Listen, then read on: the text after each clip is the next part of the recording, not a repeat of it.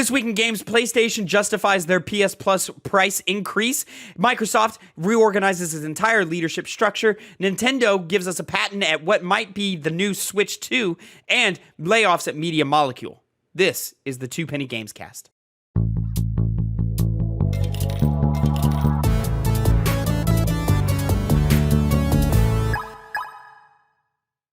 What's poppin', players? Welcome back to the Two Penny Gamescast, episode 171. I am your host, Tavin Bothel, here with my good friend and co-host. Say hello to the people, Connor Elliott. Hello, people. I hope it's a good Monday for you. It's a good Sunday for me, because that's when we were recording for the Gamecast. Hey, you are absolutely right. In fact, we record all of our podcasts live at twitch.tv/2pennygames Sunday at about 4 p.m. Central Time. So make sure you hop on over, follow, and subscribe so you can catch the live streams and catch everything we talk about, including our Spider-Man 2 spoiler cast, which is live on the channel if you're listening on the DSPs. So make sure you hop on over to the YouTube. It's going to stay on YouTube, the spoiler cast. But at the end of this episode of the Gamescast, the Spider-Man 2 review will be tagged along with that. You can also see the visual version of that review over at youtube.com/@2pennygames. Connor, how's your week been, friend? Let me see. Yeah, it's been a good week. Good. I finished Alan Wake before I had to start playing the beginning hours of Alan Wake 2, and already seeing some interesting things.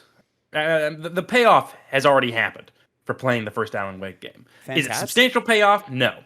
It's true. So far, you don't need to play the first game, as the developer said. But I'm happy I did.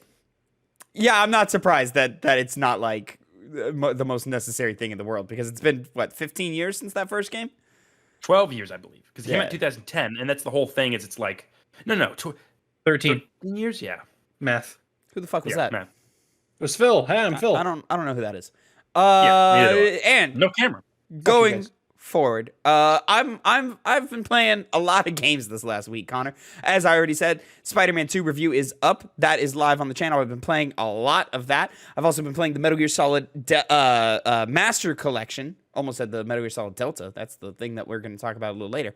And I've been enjoying reminiscing on Metal Gear Solid. I'm working my way through the platinum of the first game. Almost there. Just got to finish my hard mode playthrough under 3 hours and all that. It's difficult. It's hard. Like it's really hard to do these things. So I'm save scumming the hell out of it. And then I did all the VR missions. That was a grind. Don't recommend doing that, but if you want to, it's there. There are some fun stuff in the VR missions, though. I'll be honest. There's some fun stuff in there, but for the most part, grind, not a must-play thing to do. Anyways, ladies and gentlemen, if you don't know, this is the Two Penny Gamescast. Each week, me and Connor come to you with the new news you need to know concerning the video game industry. We each come to you with two topics, 2 pennies, if you will, and we give you our 2 cents on them. Make sure you write down in the comments below different topics or news stories that we didn't have time to cover on the show so that we can get back to it next week as the audience's 2 pennies. Let's go ahead and jump right on into it. Connor, first story of the day. Media Molecule is having some layoffs. Now, this is a common story that we've talked about quite a few times, pulling from their announcement over on their X account, Twitter account, if you will. Media Molecule, quote, Media Molecule has made significant strategic changes during the past year, including shifting our focus from dreams to our new project. We have had to make the difficult decision to begin the consultation process for team members within certain departments of the studio. This is a tough moment for the individuals impacted and the studio overall. Every single role that has been put at risk is delivered by someone who has contributed something special to Media Molecule. We will make sure those impacted receive the best support we can provide during this process.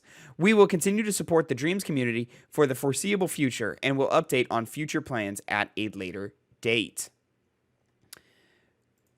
Connor, this is very disappointing, but it's not necessarily shocking.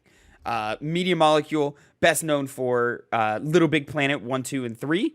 They took most of the PlayStation 4 generation off to develop Dreams, which was sort of a user-generated content-based game that allowed people to kind of get their feet wet in game development and all the different aspects of game development, whether that be art creation, level design, music, et cetera, et cetera. And it was a really, really cool tool to sort of get your feet wet. They recently announced, this is months ago at this point, that they were ending continuous development on Dreams, but of course, everything was still up and running for the people to use.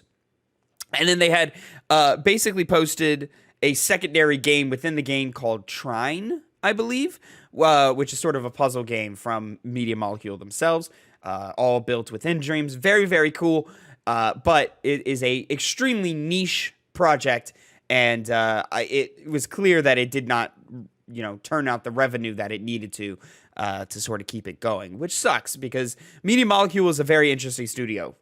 Still under the PlayStation Studios banner, and now to see them, take such a long hiatus during the last generation, and then not deliver in a mainstream way.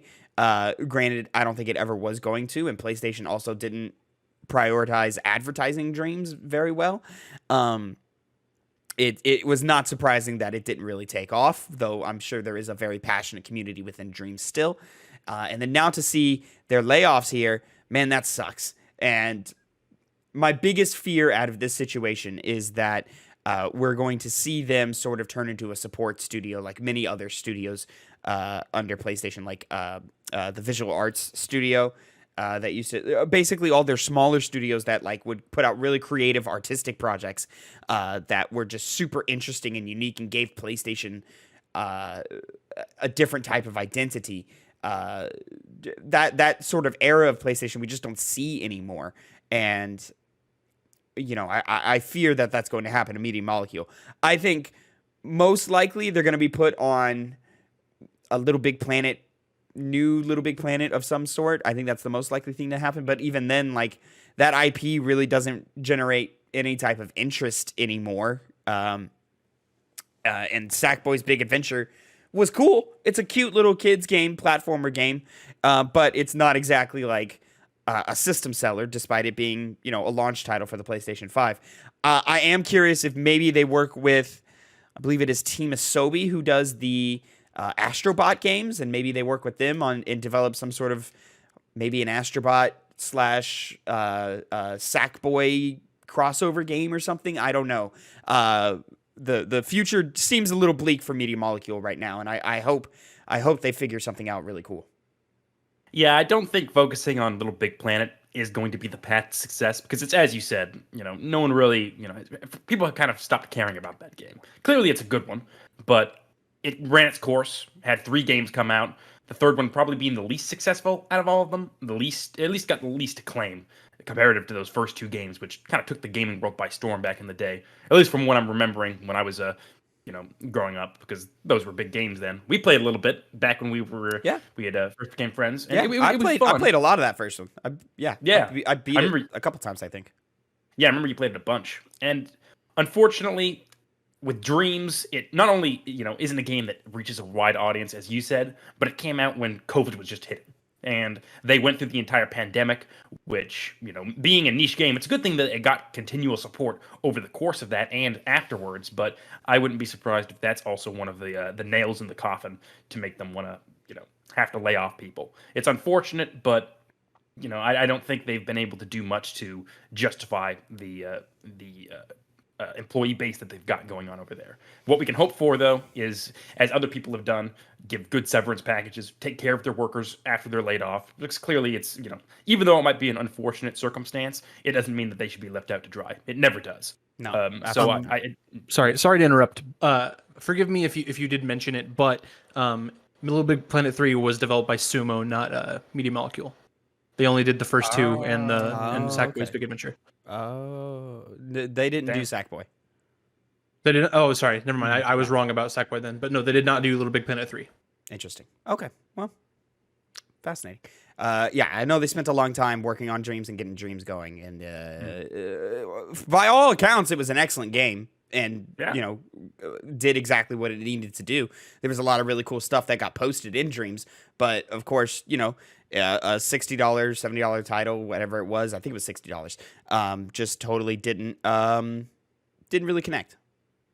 And I think the writing on the wall for that was posted a long time ago. You know, we all kind of saw that coming, especially because PlayStation just kind of wasn't behind it. It seems like they didn't really support it that much. You would see like Dreams characters be the interstitial transitions from game to game in some of their showcases or whatever.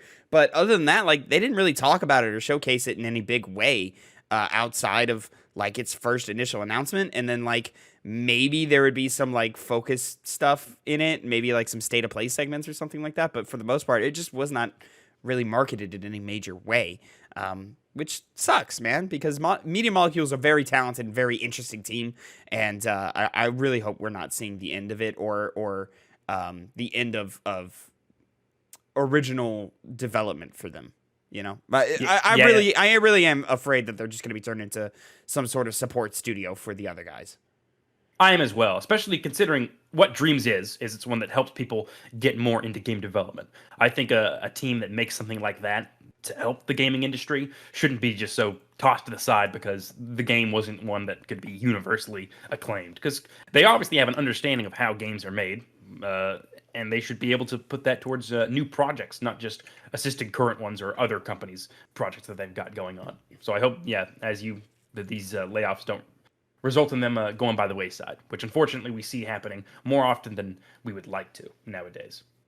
And it's really just such a bummer, and it's so exhausting talking about layoffs these days because it just happens every week. It happens at this point. We're coming in here talking about a new amount of layoffs that are happening, and it's just like, man, this is tough. Moving on to topic number 2. Connor, hit us with your first penny of the day. All right. Got a Game Rant article here. Nintendo doing some things. Nintendo patents dual screen gaming device that can be split in half. Nintendo recently filed a patent. Oh, I apologize. This is an article by Bobby Analt. Nintendo recently filed a patent for a DualSense detachable device. With the Switch 2 being Nintendo's worst kept secret, every patent and leak that emerges raises an eyebrow from fans who are eager to get a first look at the next generation.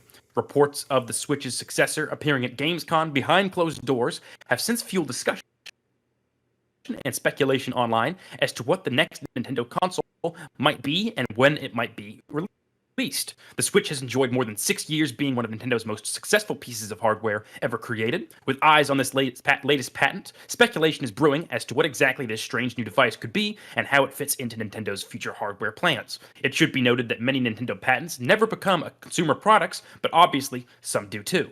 The recent Nintendo patent looks an awful lot like a 3DS, but the device can be split in half.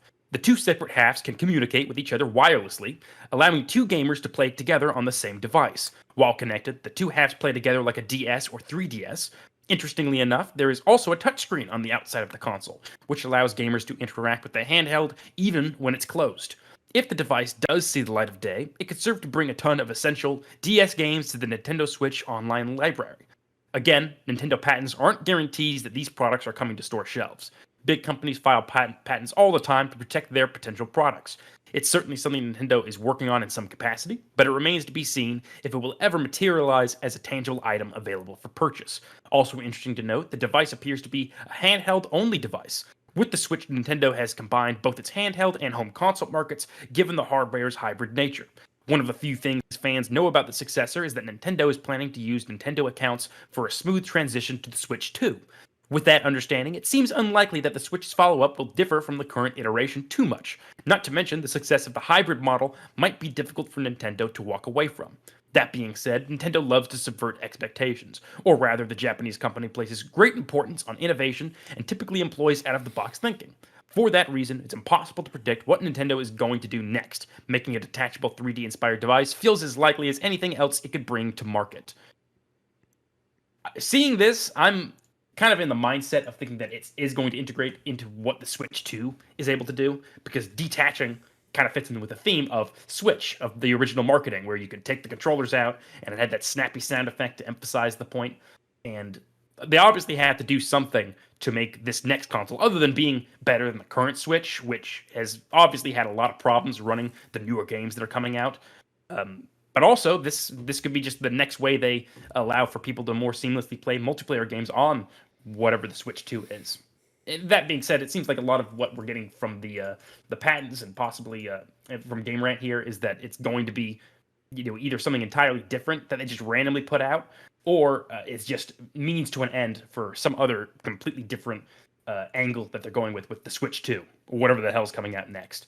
Though I do, hold to the belief that they also brought up that the Nintendo Switch is so popular, they really would just have to do a better version of it that plays better games, and it would be a major hit. They don't really need to do these massive innovations, though Nintendo obviously has been known for doing that with things like the Switch, with things like the Wii, and this could just be the next step in that, because that's kind of how they always differentiate themselves from places like Xbox and PlayStation, who try to make the biggest, newest games. And Xbox is concerned with Game Pass right now. PlayStation obviously have the big narrative storytelling games. Nintendo can jump into those a little bit, but it's more or less just those games like Mario, the games like Legend of Zelda that have always been their major hitters in terms of individual titles. And other than that, it's very much hardware focused. So it doesn't seem like they, even though want to make a better performing console, these kinds of things are more in line with what Nintendo likes to go for. And I've been really waiting on the edge of my seat, seeing what Nintendo does next, because I have no goddamn clue at all. Just speculation after speculation, and this doesn't really help the fact. Being our in-house Nintendo fanboy, this we got a concept very seems active peanut gallery pretty this cool episode, don't we? We do. Here we go. I'm sorry, Phil. What were you saying? Continue. Well, before, I was just trying to chime in because I'm the Nintendo guy around here.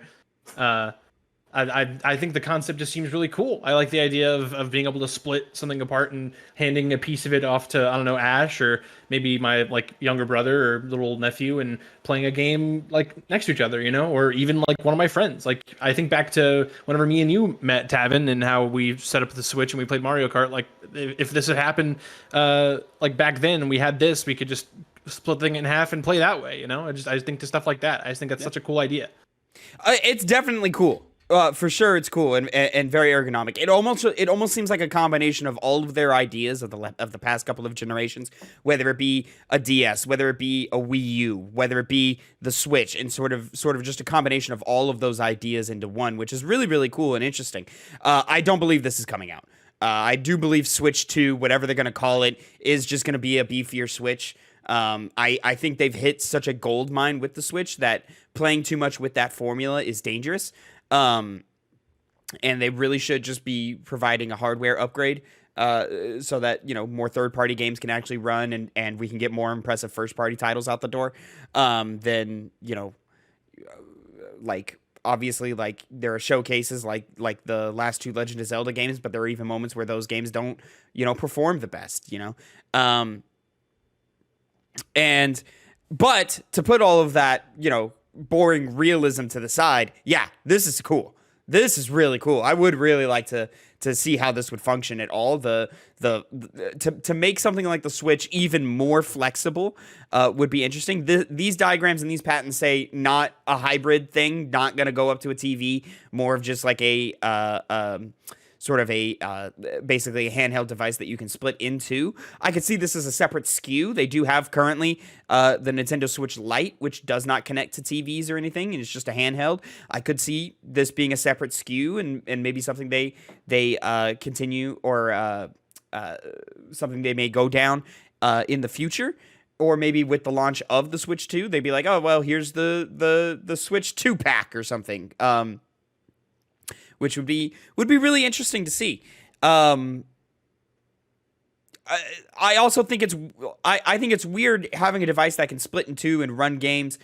Does it say in this article that it can only run one game at a time, or are they basically just two consoles stitched together? Because if it's that, I really don't see Nintendo going down this road, because then they're selling two consoles for the price of one, or they could easily double dip on families with multiple children and who want to buy multiple Switches and so forth. Yeah, I don't see anything saying that. It does say that while connected the two halves play together like a DS or 3DS. So that's when it's connected. So I think from the vagueness of what they're talking about, it does seem like it could play separate games if disconnected.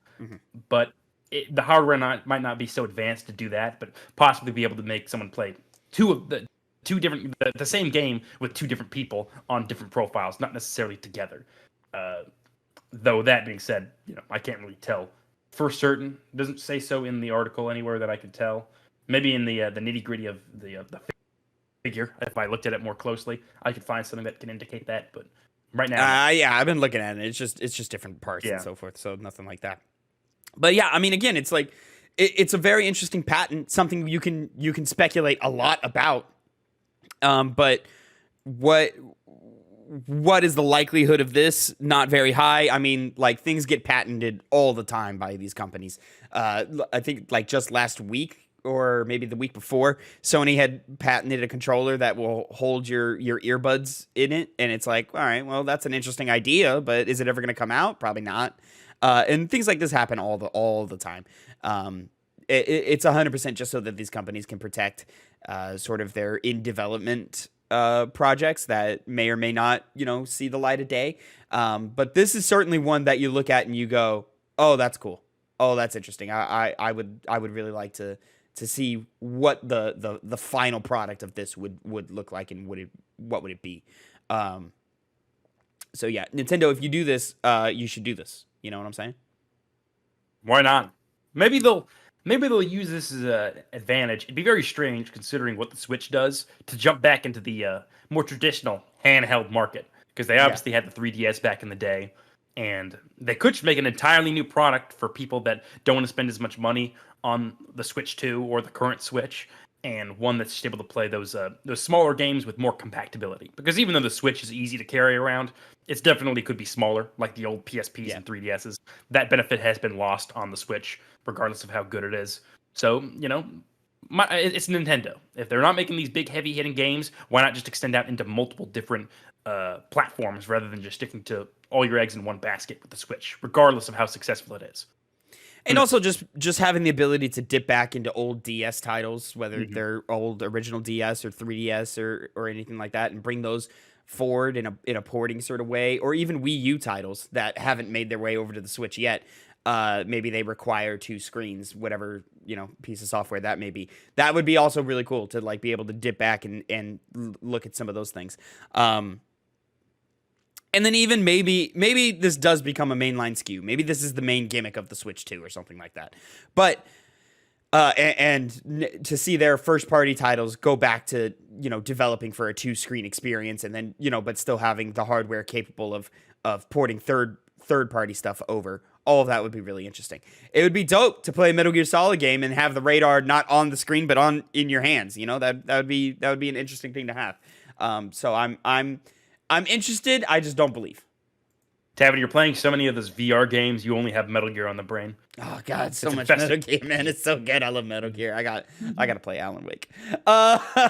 Moving on to topic number 3, my second penny of the day. It's been a big week for Microsoft, including Microsoft reorganizing its entire Xbox leadership, promoting Sarah Bond and Matt Booty. This is from Christina Alexander over at IGN. Microsoft is reorganizing leadership in the gaming and marketing departments at Xbox following the completion of its contentious $69 billion acquisition of Activision Blizzard. The Verge published an internal memo from Xbox CEO Phil Spencer today, where he wrote to staff that Microsoft will promote Sarah Bond to president of Xbox, putting her in charge of all software and hardware platforms. That, it should be noted, may include the redesigned diskless Xbox Series X that could release next year, and a next-gen hybrid Xbox console in 2028, which both leaked in FTC documents. Matt Booty, meanwhile, has been promoted to president of gaming content and studios, which includes the responsibility of overseeing operations at ZeniMax and Bethesda. The studio will continue operating as a, quote, limited integration entity, but will report to Booty. Excuse me. Quote, to manage the platform of today and build the platform of tomorrow, we are bringing together the teams that will make this possible, Spencer said in the memo. Quote, Sarah Bond will lead this team as president of Xbox, bringing together devices, player and creation experiences, platform engineering, strategy, business planning, data and analytics, and business development. Microsoft confirmed to IGN that the promotions are accurate, but had no further comment. The news makes Bond, who played a major role behind the scenes of the Activision Blizzard acquisition, the first female president in Xbox's 22-year history. As The Verge notes, there will be more women than men in leadership roles within Xbox and Microsoft once Activision Blizzard CEO Bobby Kotick leaves at the end of 2023, which is a rare sight in the gaming industry. Aside from Bond, Jocelyn Main will be chief of staff at Xbox, and Amy Silverman will take on the role of Chief Consumer Sales Officer at Microsoft.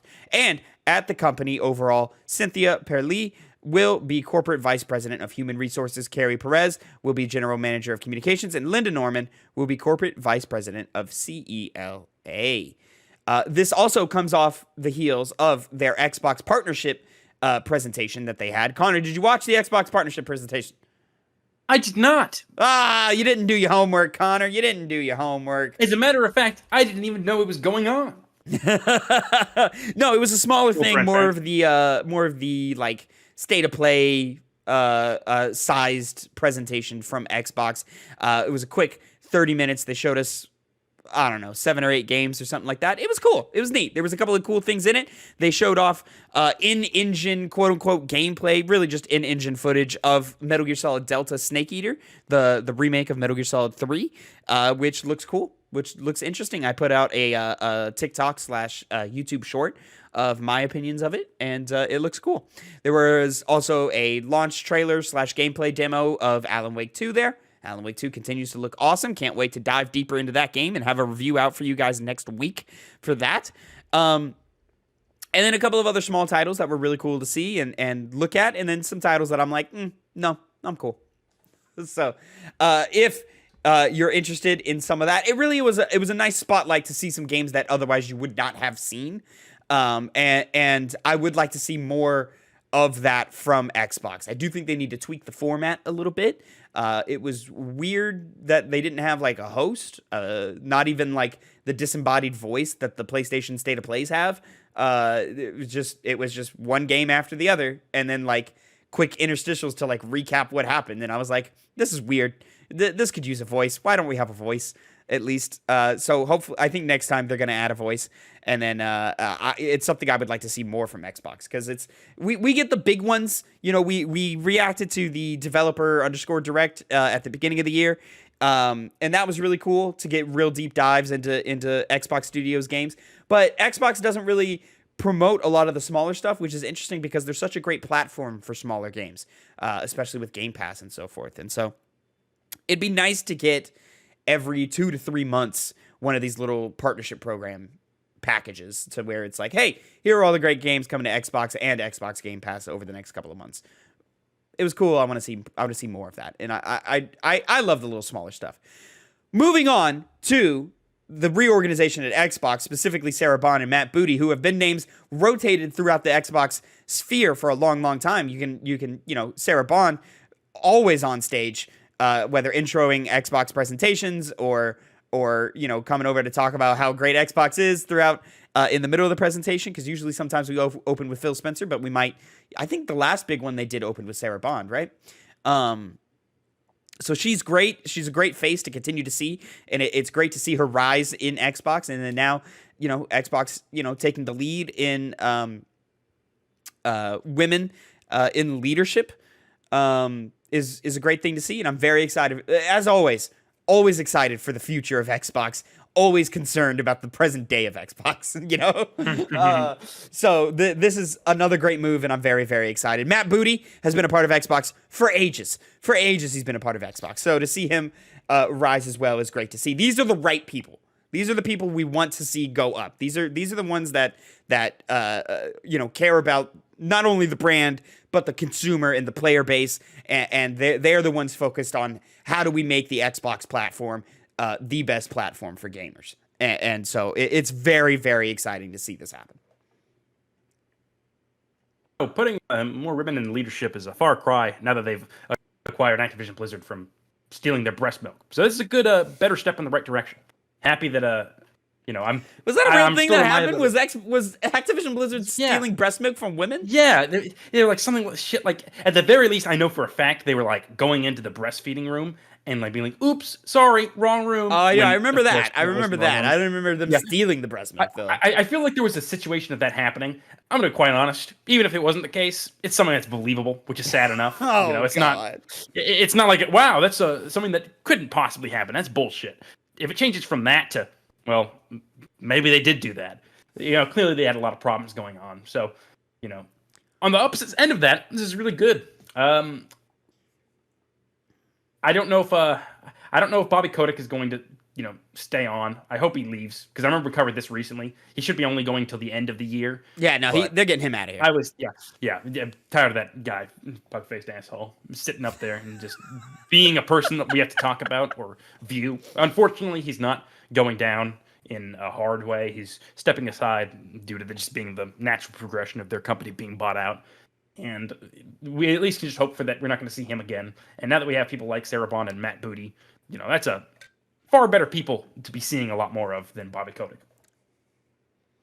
It's an exciting time for Xbox. I'm more and more just wanting to champion Xbox and what they're doing over in their space. It's almost like I feel like what J. Cole fans feel like, to bring this into the hip hop realm. There's the big three of hip hop being Drake, Kendrick Lamar, and J. Cole. And for the longest time, J. Cole was like considered like third place, like amongst those three, to the point to where he even like admitted it in song. He was like, hey, I'm part of the big three, but they threw the bronze at me, like type stuff. And I'm like, J. Cole, don't do that. But Cole's been putting out such great work over the last couple of years, great verses and so forth, that he's risen in those ranks. He's easily top 2 right now. And depending on what you're talking about. And I think Xbox is that way, where the entire Xbox One generation, it felt like, or at least since the Switch launch, it felt like Xbox was running third. And they were just always behind the mark. And now we are seeing that turnaround where we got to pause and go, wait a minute. Xbox, whoa, hold on. Y'all may not only be jumping ahead, but you may be taking the lead because you guys are doing such interesting and cool stuff over there that if you're a new gamer, or if we hit the next generation of consoles or something, or a generational change, I think this one is lockdown, PlayStation, most sales, Nintendo Switch selling like crazy, all that stuff. Nintendo kind of just running their own race, but like PS5 and Xbox always usually launch in the same holiday season. And, I think the PS4 was so successful that it carried over into the 5. And, they're continuing to be successful. But next generation, man, it should be a tight race. It should be. I hope it will be. Because Xbox has been putting in that legwork for years now. And it's really... I just feel like we're constantly on the precipice of it paying off. We got great games like Hi-Fi Rush this year, big launches like Starfield, and then that came, and then the acquisition of Activision Blizzard finalizing. These are all big wins. And then there's a couple of these things happen, like Redfall and the Xbox leak that happened, a month ago, 2 months ago, which was pretty tragic to see. And then, of course, the acquisition of Activision Blizzard was a huge headache for everybody. So, Xbox, I think, being on the other side of these growing pains, hopefully we'll be able to find a new presence, a new identity. It kind of reminds me of the PS3 generation when PlayStation was getting the shit kicked out of them. And then they depended on really unique and interesting studios like a Media Molecule to sort of create their own identity and be like, hey, this is what makes PlayStation special. Xbox feels that way now, where we're like, hey, this is what makes Xbox special. Come back over here. Come check out these really cool games. And so, yeah, constantly excited for the future of Xbox. Just wanted to take this moment for a quick reminder to the kids at home. Mark off your bingo card because Tavin mentioned hip hop. So there you go. There you go. I don't get to do it too often, man. I don't get to do it too often. The dream is to one day have a hip hop podcast, but I don't have anybody who would host with me. So, maybe one day this will happen. It's something I always want. By the way, last bit on this story. Yeah, Breastplate was definitely stolen. Oh, Jesus. That happened. Moving on. Topic number 4. Connor, your second penny of the day. Take it away for me, my friend. Yes.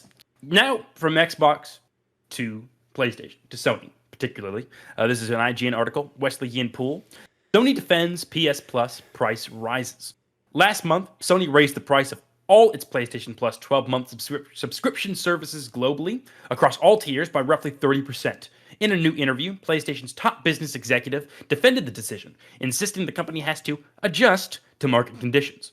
In September, Sony increased the price for 12 months of PlayStation Plus Essential from $59.99 to $79.99, PlayStation Plus Extra from $99.99 to $134.99, and PlayStation Plus Premium from $119 to $159.99.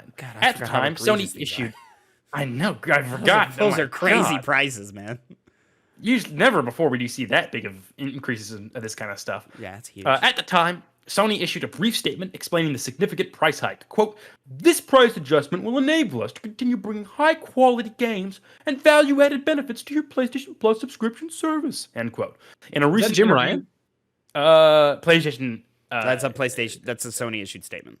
Yeah. No, Sony. I was doing like he was doing the voice. Gotcha. Oh, it's a mocking voice, that's for sure. In a recent interview with Barron's, Sony Interactive Entertainment Business Chief Eric Lempel was asked to justify the price hike to consumers. Lempel responded to Sony to say Sony had no choice but to raise the price of PS Plus. Quote, "We want to make PlayStation Plus great," he said. With our rebuild last year and introducing the tier system, a lot of consumers have recognized that there's a lot of value in PlayStation 5. Like practically everything else in the world, we have to look at our pricing and we have to adjust to market conditions. I'm happy to say, unlike a lot of other subscription services out there, we haven't touched the PlayStation Plus pricing for 85% of the world in many years. So this was the first time we did something there.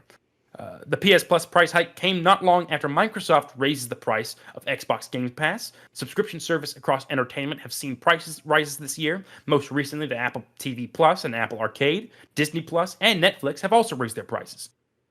So this is in the same vein of stuff that we got back when video games raised their prices to $60 to $70. It's the same exact justifications. We want to make better games. We want to make more money. I mean, make better games. And we want to, it's always just like corporate talking bullshit to justify rising prices because they want to make more money. I said it once and I'll say it again.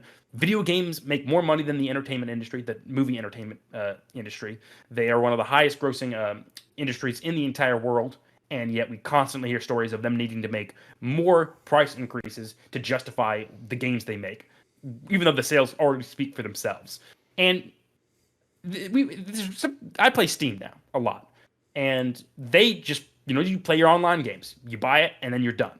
PlayStation is still that archaic model of constantly having to pay for a subscription just to play online, and now they've been increasing these kinds of things. And I actually forgot to cancel my subscription because I remember when the price hike happened last month, that was kind of the end for me. I didn't want to keep participating in that, and this just reminded me of such. So really, at least for me, now I just know I need to go and cancel it because there's no real reason to, like you pointed out in the middle of the reading of this article, $59.99 to $80, $99 to $135. That's a ridiculous price increase. And I know you and me haven't jumped onto the higher tiers. We saw the pricing back in the day, and we were like, yeah, we're good without any of that stuff. And now they've increased it even more. To be fair, when they first introduced the tiered system, the offering wasn't phenomenal. It's gotten quite better. It's a better thing now. Now, is it good enough to justify these price hikes? No, I don't think so. Not at all. But it's undeniably become a cooler and cooler service as we've progressed over the last year or so forth.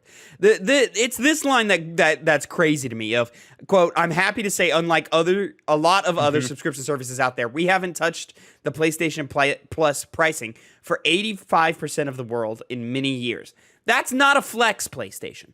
It's not. That's not a flex. As you now charge us $80 to play games online. That's a ridiculous pricing model. It really, really is. No, I think the archaic format of paying to play online is incredibly out of date. It's been out of date for a long time, and it needs to be retired. But it clearly is just not going to happen anytime soon. I'm sure PlayStation is seeing quite a bit of success out of this in terms of like just financial success. I'm sure, yeah, sure, maybe 10% of people canceled their PlayStation Plus altogether. But maybe some went, oh, well, you know what? I could if they're going to raise the prices, I may as well just go ahead and jump to the next tier because they're offering great things over there and I'd like to use that. And then they go, well, what's another $20, $25 from that? Let me go ahead and go to the premium. Somebody is doing that math out there. Somebody did that. Gamer math. Somebody did the gamer math of that. And so it's just like, all right, cool, I guess. And you do still get cool offerings from PlayStation Plus. Again, your 2 free games a month is a great deal. It starts paying for itself pretty quickly. Not if you're guys like us who play the latest and greatest every day and who stay up on what's released the moment it is released and who are part of the review cycle. It doesn't work out so well for us. But for your average consumer out there who maybe doesn't play every game that comes to market, who maybe plays 3 games a year, PlayStation Plus is is a good subscription service. It's definitely nothing in the face of Game Pass, but it's far from a useless service. But at the same time, it's like, bro, like, read the room. Like, we are struggling out here. We are going through a silent recession, is what they keep saying it is right now. People are suffering all around the world. We don't have the money to do this. And so for y'all to come out here and try to brag and defend this choice is not great optically for y'all. Really not great optically. You come off a little tone deaf in this quote, in my opinion. And I think I think the PlayStation pride thing is a very real thing. PlayStation, I don't know, every 10 years or so gets really into their bag and starts feeling themselves a little too much. And I feel like we're in that era where PlayStation's starting to feel themselves a little too much, and y'all should tone it down a little bit because it as great as Spider-Man 2 is, it's not great enough for me to, stay 100% loyal to the PlayStation platform next generation. Because, the underdogs are looking to come up, man, and y'all got to get hungrier than this in order to stay on top.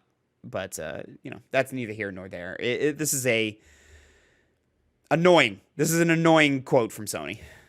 I'm just so sick and tired of seeing price increases in the gaming industry. I mean, obviously, for something like Games Pass, that makes sense because it's with the breadth of games that they offer, an increase in the subscription service just makes a lot of sense. Whereas this one, you keep bringing up the 2 games every single month. That's if you play them. It's really at the end of the day a coin toss of what game is going to come out. And I remember back when I was more into playing, before we really started doing the podcast and reviewing as many games as we've had to, I would be like, okay, what's this next month of gaming? And then very often it'd be like, well, nothing for me. Obviously there's value for someone, but I don't think it goes anywhere near to justify the price increases of all things gaming related. I would say more Sony's often. Not backing down from that. I'm sorry to cut you off. What was that last bit? You're fine. Oh, just Sony's not backing down from price increases. I would say more often than not, there's at least one game in their selection that I'm like kind of interested in and would be like, oh, I could see myself playing that, but I never have the time personally. But that's me. If I was a regular Joe Schmo and gaming was just like a fun little breakaway for me, then yeah, I would be playing these PlayStation Plus games all the time. And there's been some great selections available for it. God of War, Spider-Man, Last of Us, Ghost of Tsushima. Like, there's been a lot of great releases under PlayStation Plus. A lot of great games you could get for free. And a bunch of third-party titles, too, that have also been really, really awesome. And great, like, exposure for smaller games. There were games that released on PlayStation Plus that never heard of before. And I went, what is this? And I checked it out, and I was like, oh, this game's cool. I like this game.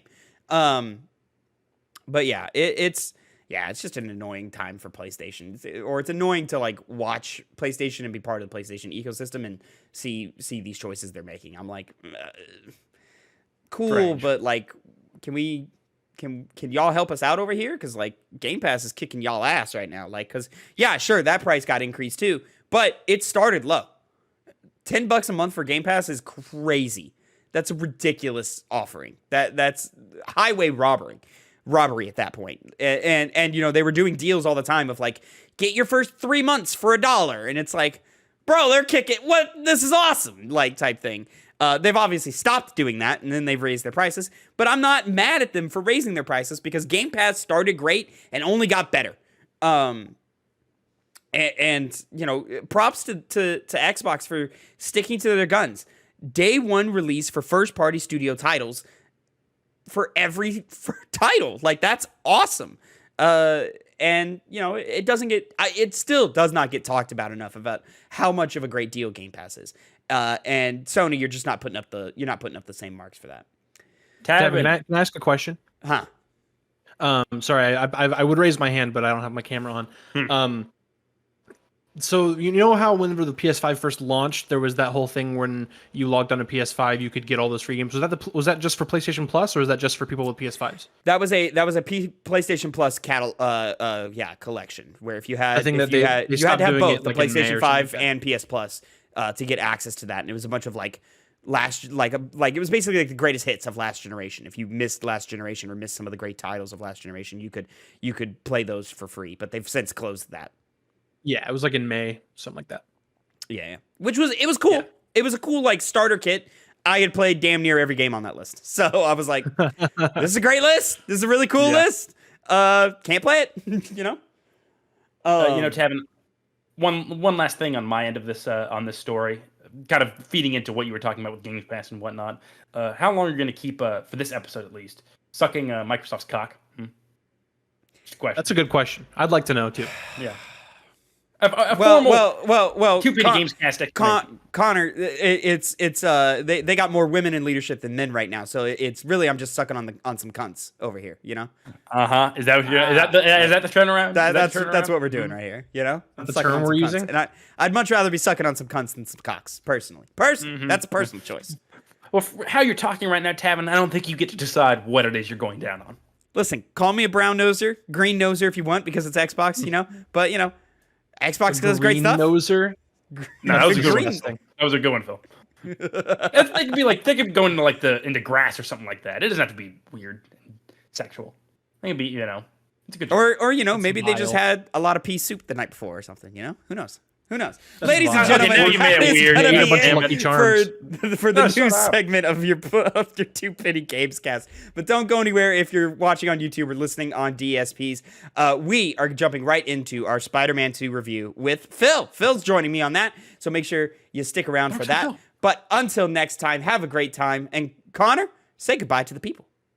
Dark Side Phil. What's poppin', players? Welcome back to a 2 penny games review. This time, Marvel's Spider-Man 2. I am your host and lead reviewer, Tavin Bothel, here with my good friend and co-host. Say hello to the people, Phil Shoemaker. Hello. Hello, Phil. We have been playing Spider-Man 2. I'm going to go ahead and spoil it. We have both platinumed Spider-Man 2. And True. You were scared for a second that you weren't going to get it. Oh man, I thought one of the little side objectives glitched on me. And I still think it did, but I think it just fixed itself eventually. There was just enough resets to where it finally fixed itself. It was the Brooklyn Bridge one. Like there was just no matter where I stood, like it wouldn't let me take the picture, and then I finally like just loaded up, stood exactly where I've been standing every time, and it was like, all right, now it works. And I was like, all right, cool, whatever. That's one where like Robbie Robertson is like, now that's a bridge or something like that. Something like that. Yeah. Anyways, ladies and gentlemen, I am the lead reviewer here for Spider-Man 2, and let me tell you what, I've been bouncing back and forth in my head how I'm going to rate this game. What words am I gonna use to describe this game? Because though I'm going to go ahead and spoil it and say I love this game, I don't think it's a perfect game. But I don't think it needs to be a perfect game for me to say Spider-Man 2 is a masterpiece. Starting with the good, Insomniac is on another level with this one. They have, in my mind, officially put their stamp on Spider-Man in a universe building way. This is the Insomniac universe, and it stands toe to toe with every other version of Spider-Man out there. I love the performances in this game. Both Yuri and Najee as Peter and Miles respectively kill it. They are so good. This version of Miles, I've never been a huge fan of. In this game, he's finally up to par with his movie counterpart, and I love him just as much as Peter, if not more than Peter at this rate. The gameplay has been polished to a sheen. If it ain't broke, don't fix it. And in fact, they just tweaked it in some areas that it needed to be tweaked. They took the gadget wheel out and replaced it with quick hot commands and limited you to 4 abilities and 4 commands. I think this works phenomenally. I'm not a super huge fan of the individual gadgets they've chosen to give you, but overall, I think the system just works really well. It keeps you in the flow. It keeps you in the moment instead of breaking that up with pulling up your wheel and selecting a different gadget and slowing down time and all that. It just keeps you in the action at all times, and it's exhilarating. Web swing. Again, if it ain't broke, don't fix it. Just add some stuff on top of it. Web wings, awesome. This is the best traversal in any video game ever. Period. Full stop. I don't even think I can argue with you. I could swing around for hours and just be swinging. That's it. I really like the story of this game, but this is where my one real critique, I think, pops up. I like this story. I don't love this story. I love the character moments that happen in this story. This is my favorite Kraven the Hunter story. This is my favorite symbiote story. This is not my favorite Venom story. And there are things, I'll say, there are huge arcs of the game where either Miles or Peter is just straight up uninteresting. They're not doing interesting things. It very much feels like, hey, at this moment, we really want to focus on Peter. We don't have necessarily anything for Miles right now, so let's figure something out. But it's clearly not. It's clearly like filler for one or the other. And it happens to both Spider-Man at different points in the story. But a phenomenal plot does not a masterpiece of a game make. Even though the story is not my favorite thing, I think it gets a little too crazy. I think the stakes are too high, and I think it kind of like detaches me from the tension, especially in the third act. I just can't deny that Insomniac is on their best game. This is Insomniac's best game that they've ever made. This has launched them into S-tier status, in my opinion. Just gameplay alone, this game is a masterpiece. Like, there's no game that feels better to play than this game, especially an open world third-person action game like this. One thing I do want to point out, a lot of criticism online has been given to the side activities and the side quests of the game. They are quite Sorry, repetitive. for a second, I thought you were almost dropped out. Sorry. They did, yeah. Let me re-say that just in case, and I'll edit it out or whatever. A lot of criticism has been given to this game for its side quests, side activities that they have, and yeah, they are quite repetitive and even a little bit copy paste from the last couple of games. But to me, it doesn't bother me. I really don't mind it. This is the type of side activities I want to do in a game like this, in a Spider-Man game.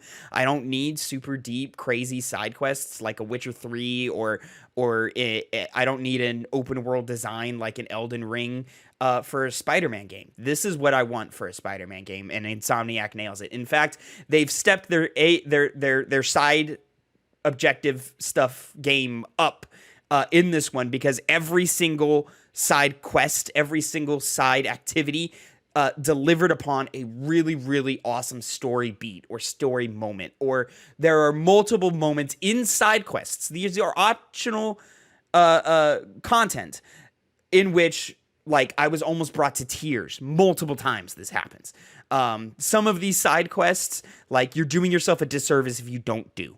And at the end of the day, man, Spider-Man 2 is a game that I will never delete from my console. I love this game, and I can't wait to replay this game.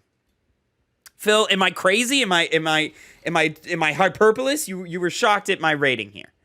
I was shocked at the masterpiece, because the way, I think it was just mostly me misinterpreting your words in Discord. Because whenever you said that you were bouncing between two, I thought maybe you were bouncing between like an 8 or a 9, or like what we call a great and an amazing versus is it great? Is that what it is? No, 8 is great. 8 is great. Okay. Oh, easy to remember because it rhymes. Boom. There you go. I think for me, see, this is where it's hard for me because we have the what is essentially like a 1 out of 10 scale or 1 to 10 scale. Yeah, but the word matters more. For sure. No, I agree. Like I would agree with Kind of Funny in the 5 out of 5, but I think for me, this isn't. I don't know. I don't know how much I want to bog this down because of some of the performance issues that I had. Yeah, that's definitely a conversation that we should have about it for sure. It's just I think for me this is an amazing game. I don't know if I would call it a masterpiece. I love it like a masterpiece. Don't get me wrong. I fucking adore this game. There was a reason that it was like all I was playing for what was essentially like, I don't know, up until like 6 a.m. one day. Yeah. Like it was insane. I had 2 nights like that. Not that late, but like 4. Yeah, there was. I think the night that it came out, I stopped at QT and picked up a couple monsters, just so I can like kind of keep myself going. You know. Yeah, I did the same thing when I went on stream with it. Yeah. Yeah. I was watching those parts. You did a good job on those little Let's Play bits that you were doing. Oh, thank you. But no, for me, I think for the channel, I'm gonna give this game an amazing. Yeah. But I love it. I love it like a masterpiece. Like you said, traversal in these games has never been better. And also, I think in any game, I like I said, I don't think I'm going to fight you on that. No. It's just the way that swinging feels in this game, combined with the web wings, combined with doing some of the tricks just to be flashy, combined with the jump forward and jump up, just to keep your momentum and your speed going. Just the sheer amount of speed that you can get in this game is fucking crazy, dude. Like I love the my favorite thing is my favorite new like ability that's added is the fucking like loop to loop thing where you do like the full like spin and then fucking just launch yourself super high. I found that too tricky to pull off. I don't Really? know why. Yeah, I just couldn't get it. I think because you have to like dive for like a certain amount before you can do it. Because like sometimes it wants to do it and then doesn't. I don't know if it was like glitching on me because I don't want to talk about. I don't want to bog or interrupt you or bog it down. But yeah, No, I get you. Yeah, the performance of the game is in question because the game crashed on me like 6 or 7 times throughout my playthrough. I think I was around 8 crashes. Yeah. Throughout the entire playthrough. I didn't notice any glitches or visual bugs or anything, but I think the game is. I did not get the cube. I didn't get the cube either. I didn't get the cube. A community member got the cube, but no, I did not get the cube. But I'm curious if it's like, did I not have any glitches and only just had a couple of crashes, or is the game hiding its glitches? And maybe it was behind sort of the some of the combat moments that were a little more difficult. Maybe that's like maybe I died a time or two because of glitches or something. But it's impossible to tell. That's something I had. Go ahead. My most notable glitches were I had a couple scenes, mostly like action. I think the first one was the Coney Island bit where everything's popping off and the music and the sound effects were going, but there was no dialogue. Oh no! Like the voice acting wasn't playing, but there was subtitles were still going. So it was like it was very weird. And then another one, the same thing happened in another scene as well. But there was also bits where one of the first bike riding segments, I guess I was going too fast off of a curb, and Peter like was going into the ground. Like his bike went forward like he was doing a stoppie, and he was going into the ground and he was stuck, and I was like, I saved a clip of it on PlayStation. Like you can like take clips or whatever. Yeah. By hitting the button or whatever on the controller. But yeah, I fucking adore this game. Oh yeah. I love the. We knew that at some point there was going to be like with the symbiote story and what we saw. I was surprised at how late in the game that happened. That you get the symbiote, and that like when we saw like the bit from the showcase. I was surprised at how late into the game that was. Well, and I think part of it is just our anticipation, and we want to get to it, and we know that that once you get the symbiote, there are beats that have to take place, and I think those beats are perfectly paced and very well executed on. Again, I think the symbiote story is awesome. The black suit Spider-Man stuff is so good. They do so much with it. The way that you can like see the gradual change in Peter and how it's taking over is fantastic. It's actually gradual, which is impressive because very often it's like, all right, I'm Peter, but I'm a little more aggressive. All right, I'm dickhead. No, this divvies it out. Not to get too spoiler or anything, but this is very well paced out. Very well paced out. It's just, but yeah, I think combat. I kind of have to disagree with you with the gadgets. I loved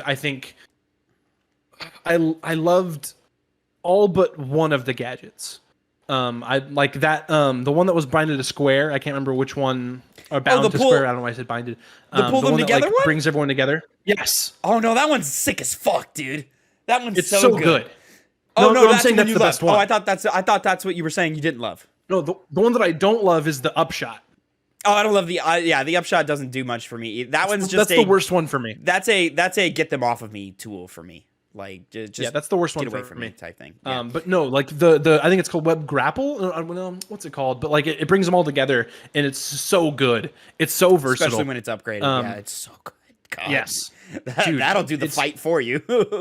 Honestly, there were bits where I played this on the medium difficulty. Okay, just because I wanted the standard kind of experience. I'll say I could have easily played on the higher difficulty. I think I played most of the game. I played most of the game on hard, and let me say this: I eventually knocked it down to normal because the game does get difficult, which is surprising because some of the boss fights are tough. Yeah, and that surprises me because the first game not hard at all. I played that game on hard, didn't have any issues ever. This game, there were some struggle buses with a couple of boss fights for me, and that is something I do want to big up, though. Boss fight design has been totally reworked. Good. And it is so much better than it was in the last two games. Like, this boss fight design, I'm totally cool with. This hits a good balance between difficulty, hits a good balance between, like, studying their moves and finding their attack patterns. And knowing when to dodge and when to counter. And still keeping it simple enough to where you can still have your dope Spider-Man superhero moments and feeling great on it. I love the boss fights in this game. I love how many there are. There's a lot. Yeah. Way more than you can expect. Way more. There's a point in the game where it feels like a boss rush. Like 100%. Like there's just boss after boss after boss. Absolutely. And I loved it. I loved every moment of it. But in combination with hard mode, especially when you start getting to the boss rush mode, it's just like, man, can I just play this game, please? Because this is hard. Like, this is, I've been getting my ass kicked every 15 minutes here, and I would like to. You mentioned how easy the first game was, which is very true. It was a very easy game until you get to the City That Never Sleeps DLC. And some of those fights that those fights are fucking tough. I think we found a very happy medium between that DLC like combat scaling and the base game. This is very much like the more refined. I think it's the changes they've made to gameplay, the slight ones. I think it is like unifying the two Spider-Men with basically like 4 abilities, 4 gadgets. They have unique abilities each, but the gadgets kind of unifying them kind of unifies the entire combat design between the two, and it sort of helps them dial in exactly what the difficulty should be from encounter to encounter. And it because it's you can only do so much, and even though, like, I miss things like the heavy web shot, or I miss the trip line and stuff like that. Yeah, the impact web. Yeah, and the concussion blast in this game is kind of garbage. I see. I thought that. I think 85 to 90% of the game until a certain thing happens in the story. Even then, and then I thought it was awesome. Even then, I don't like it because of its story function. Like, it still doesn't help me in combat. Like, it's like cool for that. You got to use it in tandem. You got to use it in tandem with the bringing them all together. Really? Okay. Because I've been using it in tandem with Ricochet. That's the best way to use it. I've been using it in tandem with Ricochet. I don't know about that. Because that's what I did. That's my whole experience with the last game is web bomb, concussion blast. They're all on the wall. Like that's what I used to do. And so I'm trying to do that. And that's just not a thing that you can do anymore. No, once you get that like special like story upgrade and you fight those particular enemies, bring them all together and then use one thing and all of them are like stunned. It's very good. Yeah, but and then you hit post game and then you're not fighting those enemies anymore, you know? Sure. So, but that's beside the point. Where were we? Oh, difficult. Oh, here's what I really wanted to talk about. This is the best case example of what makes the PlayStation 5 great. This is a phenomenal PlayStation 5 game. SSD is kicking ass. They in the opening like set piece to the game, they're just showing off. Like they're just like, look what we look what we can do. Like exactly. And then it's just followed up throughout the entire game. Like people were complaining about like game length and they're thinking the game is too short. Guys, it's not that it's too short. It has just about the same amount of combat. It has just about the same amount of content, if not more. It's just that you're not slowed down by the last generation hardware. Swing speed is faster. You're getting places faster. Fast travel is the useful. web wings. And you already know like what you're doing also. There's much less of a learning curve. Yeah. And fast travel, like it is literally like just point click, you're there. And there's no loading screens. Zero loading screens. There's not even like hidden loading screens. Like there are if you know what to look for, but it's like you may as well not even mention it because it's just not there, and it's so impressive. I also think they do good use of things like with the adaptive triggers and with the vibration and all that. This is one of the more impressive games to use it. Still not perfect. I still think Returnal uses the function of the controller the best out of any game. Yeah, but for sure. Just the overall package and the overall experience of playing it on a PlayStation 5. To me, like this game marks like we are now in the meat of the generation. Now we're in the period of time where it's like, okay, now we understand why we have these consoles. And as we get deeper and deeper, these experiences are just going to get more and more crazy. And Spider-Man 2, I think, is the landmark title of like, here is the PlayStation 5 generation. No more being held back by a PlayStation 4 version. No more, waiting around or succumbing to third party, sort of handicaps. This game on this console is mind blowing. To the point where one thing I'll say. Sorry, I don't mean to interrupt. Well, I'll just say to the point where the inevitable PC port, I don't know how it's going to be able to keep up. Yeah, right. No, I just wanted to mention it before we like move to a different topic about the adaptive triggers. One thing that I wasn't a fan of, at least I think for like the first half of the game until I like got used to it. It just took me a little longer than I thought it should take me to get used to it. The bit where you have to like use the adaptive triggers to like get the things at the right spots. That never felt good. I did not like it. I was not a fan of that. It never felt good, but like the slight little tension they put on it for web swinging, like they experimented it with Miles Morales and Spider-Man Remastered, but it just kind of felt like kind of weird.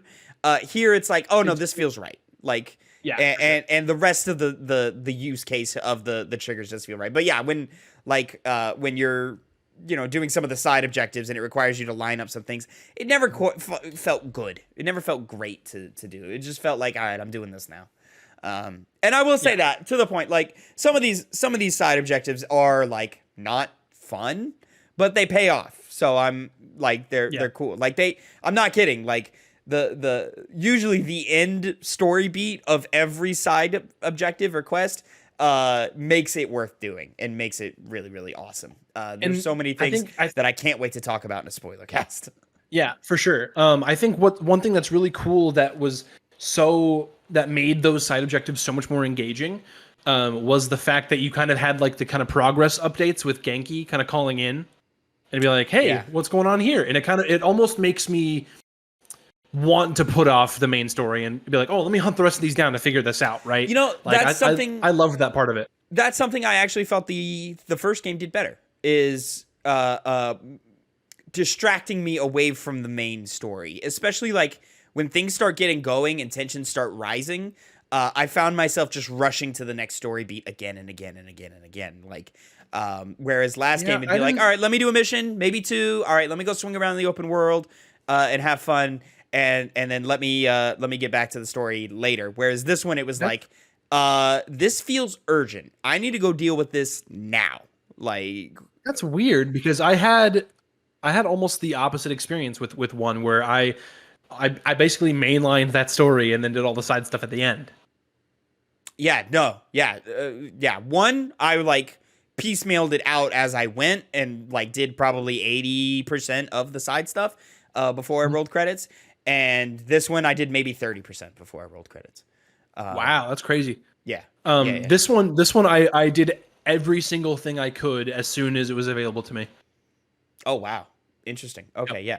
And it was like, at first, I was kind of doing that. Like, at first, it was that way. But as tensions were rising in the narrative, I found myself going, no, I got to go do that right now. There was one point where I was can't remember almost exactly scared where that, in the like, story it was. But I was almost scared that, like, events would happen if I didn't get to it fast enough. Like, which is totally not how this game design works. Right, And yeah, I knew yeah. that. But I almost felt like, oh, if I don't do this now, it will affect the narrative Yeah. beats of the story, which totally is not a thing. But Yeah. I mean, that should tell you, like, the story is good. It's really good. And the tension is there to the points where I was like, I need to know what happened next every single mission. It's just, it just eventually got to a point where I was just like, oh, this is not my favorite direction to take these types of stories. I would rather a different direction or something. But have you seen some people criticize the humor in this game and how it's like they say it's not funny? I understand that.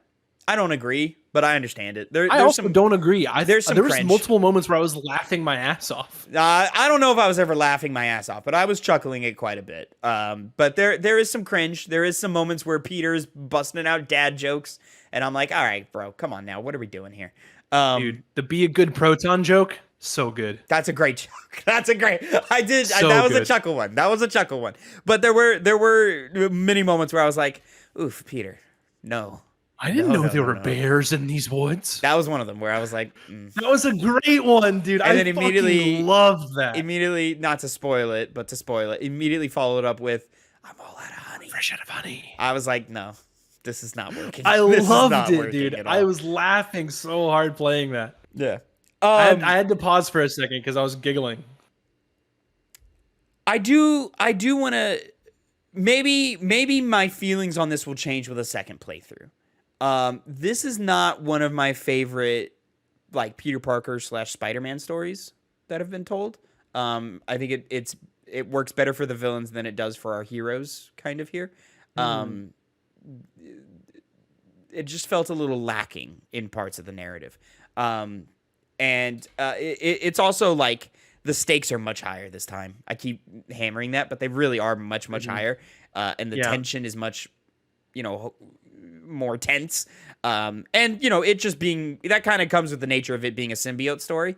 But like, not even just that it's a symbiote story, it's that it's a Craven story, Like, there are some bits that they do the damn thing. Oh yeah, they go there with again. Not to get into spoilers. The Craven the Hunter story in this is perfect. This is the best Craven story I've ever seen, hands down.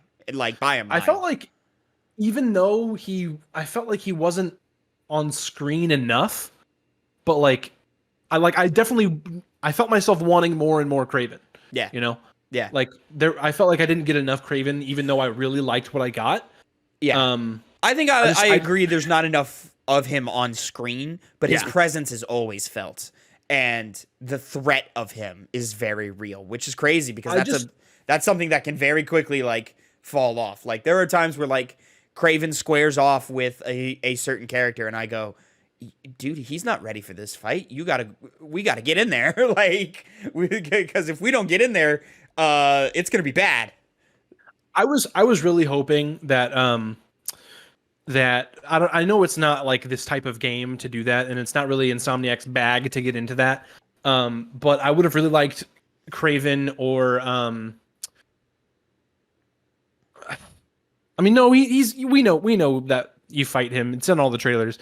Venom, that was more like a Mr. X type character and like stalked you.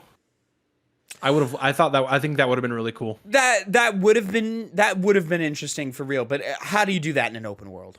Like, right? No, that's what I'm saying. It's not really like that. I don't know how they would do that, and it's not Insomniac's type Mr. thing. X works so well because the area is so contained. And I mean, even like go to the next game with Resident Evil 3 Nemesis, where the streets get more open. Nemesis is not as cool as Mr. X, not even a little bit. Not nearly. Yeah. One, he doesn't have a hat you can shoot off. No, he doesn't. But yeah. Oh God. Tombstone kind of looks like Mr. X. A little bit, yeah, a little bit. I like that.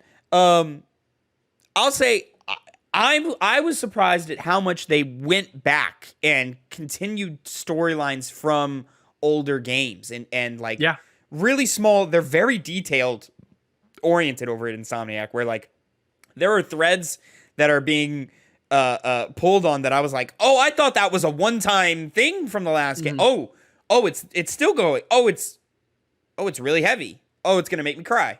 Oh God, like it was impressive. It really is impressive. What they're able to accomplish in this game. There was one moment where I think I was like, there was a sad moment that kind of made me tear up, but there were, I think, 2 or 3 moments where I was just smiling, so I was tearing up. They were like happy like moments, and I was like, God, this game is making me feel so much. Like, God, it's so good to be a Spider-Man fan. Like, holy shit. How did you feel about the balance with currency between suits and upgrades? For me, it was fine because I really didn't worry about the suits until like the end, until I had everything else upgraded. Yeah. There was a moment where it kind of started to wear thin when I was trying to get the trophy for all the suits. Yeah. But when I was unlocking suits, I would only unlock the ones that had alternate colors that I could also get. So cool. So, yeah. So like those ones that are based off of like movies that you couldn't change. Yeah, especially if they'd appeared in the last game, I was like, I don't need 4 Tom Holland suits again. This is new. I want to see this. You know. Yeah, for sure. That's crazy. There are 4 different Tom Holland suits in this game. Is there only 4? I thought there was more. There's the well, no spoil. No, don't spoil it here. We can talk about it later. But yeah. Sure, I mean, it's suits, dude. Come on. It is. But there's 1 or 2 in there that I was like, oh wow, like this suit is in the game. Wow, this is incredible. Like I texted you one of them where I was like, holy shit, this is here. What the fuck? Yeah. Totally wasn't expecting it. I was so happy it was there. I do. There are some suits that I miss from the first game. Me too. That aren't in this one. Yeah. And there's some of them that are like, oh man, I really would have much rather had this suit than this suit, you know, like sure. We didn't really need this one, you know, like, but I know they were just trying to go with just because it's just because you don't like it, it's new, so it's, you know, it's a new thing. We're trying some stuff out. It's not gonna be your cup of tea, but it might be somebody else's. 100%. And I think they're so varied. That it's like there are so many suits in this game, and this happened with the last game too. There's so many suits in this game where I'm like, this suit is fucking ugly. Like, who the hell would want this? And then I go on TikTok, and sure enough, some motherfucker's swinging around New York in it, and I'm like, wow. No, that's what I'm saying. Is like, there are so many suits to where it's like they're so varied, and I feel like just be like, it might be your least favorite, but that's somebody else's favorite. You 100%. know? Yeah. Somebody else, like you said, that's somebody else on TikTok is swinging around in that suit, loving life and having a great time. And you know that I think that's great. I think the amount of variety that's in this game in terms of suits is fantastic. There's just like I said, I just think that I miss some of the old ones that we had. Oh, for sure. to kind of close us out here, as we start wrapping up here, the only thing that I really want to leave us with, and this is straight up just a call to Insomniac here. When selecting villains for your next game, there are obvious things that you've set up that you're going to go down. And I'm very excited to see what you do, and I trust you fully to go do it. Insomniac, you have done such a great job with these games. You've put such your own unique stamp on this universe. And I love this universe so much. More than anything, with this next game, a Spider-Man 3, more than anything, I just beg you, go original. Create something straight out of you. I want an Insomniac spawned villain. And I don't want a side guy. I want front and center stage Insomniac villain. They came from this universe. You guys have already done so much to the point to where when the White Spider shows up in the movies, people go crazy and cheer and clap. Like, this universe matters to so many people. I'm fairly certain it has become my favorite Spider-Man universe. And I want nothing more than to just have a perfect pin cap in it with its own unique original villain. Please, just...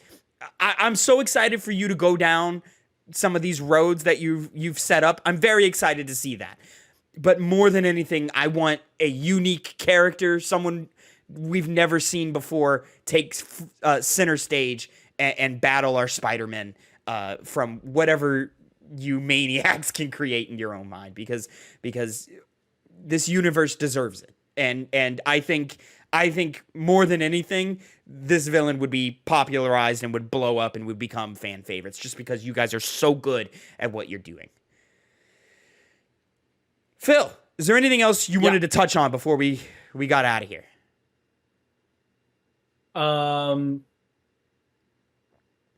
Not really. I just think so I think at some point, it might have been during the showcase reaction that we did, or the state of play, whichever one that the first Spider-Man gameplay showed up for. I believe that was Showcase.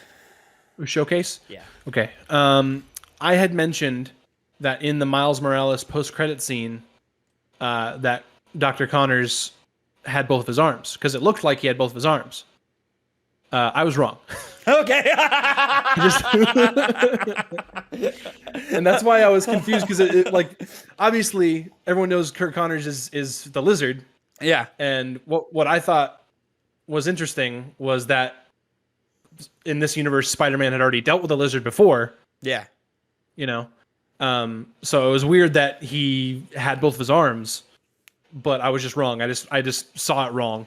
Yeah. Because I literally, during the showcase reaction we did, I looked at the post-credit scene for Miles to see. Yeah. Because, Connors is working on Harry, whatever. Yeah, he definitely does not have both of his arms. No. So I thought in the game that they did, because that's how because they didn't give him a face yet, right? Like, he's just in the shadows. But in the subtitles it said Connors. It said Dr. Connors. Okay. For some reason I have a shot in my head where it's like, missing arm right here. This is Connors, type thing. But yeah, neither here nor there. Ladies and gentlemen, that is going to be it for our Spider-Man 2 review. We will be doing a spoiler cast for this game because I need to talk about some stuff that happened in it very, very badly. So make sure you subscribe, and follow us for more. All of our links are down in the description below.